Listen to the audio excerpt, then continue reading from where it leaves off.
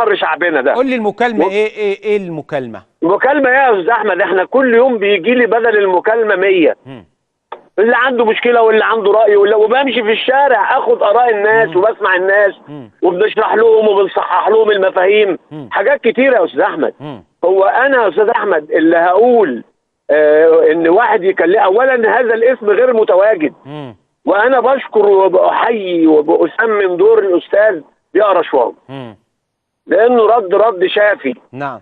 وانا يمكن سمعت الدكتور سعيد وهو بيتكلم، انا يمكن يعني اقترح ان احنا في عندنا مؤسسات في الدوله، مؤسسات محترمه. ايوه. والمؤسسات قايمه بدورها، خاصه الهيئه العامه للاستعلامات قايمين بدورهم على اكمل وجه.